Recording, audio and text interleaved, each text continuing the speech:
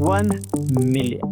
That's the number of Canadians that cannot find a job currently. And reading that number, I was kind of wondering, what is the real reason behind it? So, of course, I spent days and days looking at numbers, analyzing trends, listening to interviews, and I think it can be boiled down to 3 main reasons. And while overpopulation and immigration might seem to be a usual suspect, but it's more than that. Let me explain. Number 1, ghost job postings. Ghost job postings are opportunities that companies post without any intention to hire. The company that just posted the job might not even interview a single candidate, or in some cases might interview all of them and then just simply turn all of them down. A recent 2024 survey that was conducted by resumebuilder.com and had about 1,641 hiring managers found out that over 40% of the companies had an active fake job listing this year. And not just that, 3 in 10 companies had a fake listing even at the time the research was being conducted. Which basically means that for every 10 jobs Canadians are applying to, 3 companies aren't even hiring. They're just pretending. And while all this posting and pretending to hire might seem like a huge waste of time for us, but for these companies, it's kinda not. You see, for these companies, it works for them in their favor in mostly 3 ways. First, ghost job postings create an illusion of growth. Through these fake job postings, companies signal to their employees or even their competitors that the company is growing, even when in reality it might not be. You see, this fake picture of growth helps companies in signaling overburdened employees that help is on the way so that they don't quit and make matters worse for them. These fake job postings help the employers or recruiters gauge the current job market. By reviewing qualifications, experience, and then salary expectations of these applicants, companies get a clear picture of what's really happening out there. Basically just using desperate job seekers as a free source of data to benchmark for their own internal learnings, which they can use when they are really hiring for that role so that they have an upper hand in negotiation and hiring the right candidate. Finally, these fake job postings help companies build talent pipeline. This allows them to vet people beforehand that might be a good fit for that role should they hire for that role in future. Recruiters can then reach out to these already vetted people versus just starting out from scratch, which helps them save a lot of time and does improve the efficiency of their hiring process. You see, while all of this ghost or fake job posting might or might not be ethically correct for these companies, but it's definitely a major reason to why Canadians aren't able to find a job in this job market, as a majority of Canadians keep applying to companies and roles that aren't even real, again and again and again. But this might change soon, thanks to this guy,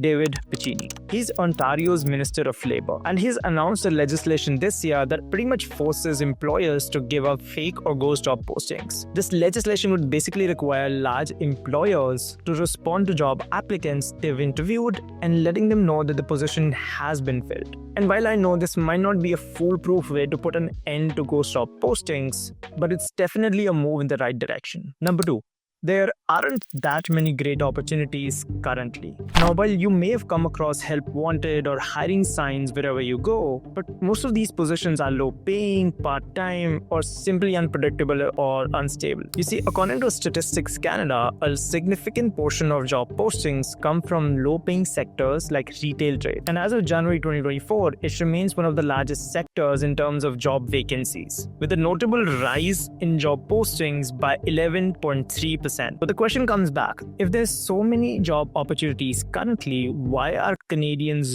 really unemployed? Well, you can clearly see the problem if you look at the average hourly wages for these openings. For instance, the average hourly wage in retail sits at around $21.12, which is below the national Canadian average of about $35.16. So even though there might be many job opportunities currently, but they pay so poorly that Canadians or even immigrants don't want them. And in fact, this can also be verified with the recent research, where about 41% of Canadian job seekers feel that there aren't enough job openings in their preferred industries, particularly due to the mismatch between the roles that are available and their qualification experience. So while there may be jobs, but currently, Canadian job seekers feel that they're not right for them, and they would rather wait and find those high-quality jobs versus taking up a job that does not align with their goals and skills and pays them poorly. In other words, this concept is called job market signaling. This is a situation where a job seeker is hesitant to take on a low-paying role because it can send a wrong message to future employer about their skills or experience and ambition.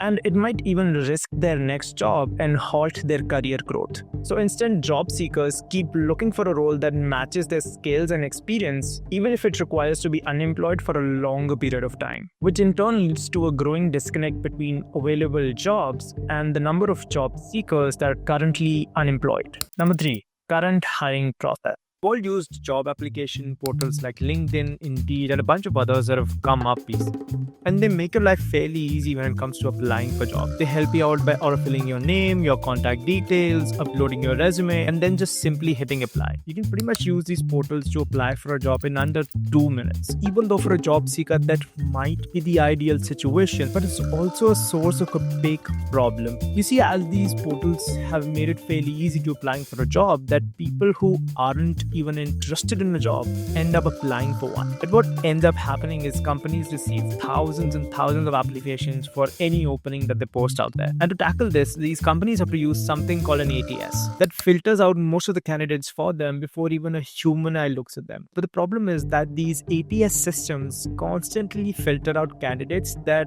are even a good fit for the role. According to a study by JobScan, about 88% of recruiters felt that their ATS is constantly ignoring or rejecting good candidates. And while this may be a problem for employers or companies, but they're not so keen on solving this, simply because they don't have the resources or the time to scan each job application manually. So they accept these limitations and are pretty content with finding a good enough candidate fairly quickly versus finding the best candidate from the pool. And what ends up happening for candidates is they are constantly rejected by these systems, even though they might be a good fit for the role. But that's just one part of the problem. Another thing to note here is that about 50% of the job applications are already filled by the time they're posted out there. You see, a major share of job vacancies are filled by people who already know someone at the company that's hiring.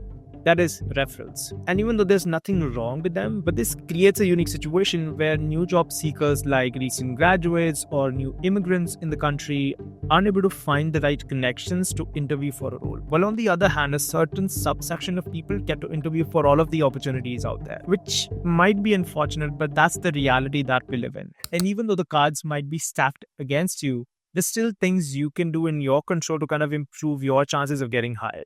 Things like doing a bit of research before you apply, improving your resume, working on your interviewing skills, and networking and finding those referrals. And honestly, there's countless videos on YouTube that you could watch to help you improve all of those. It's simply just a matter of putting in the work and staying consistent with your efforts. That's it for this video.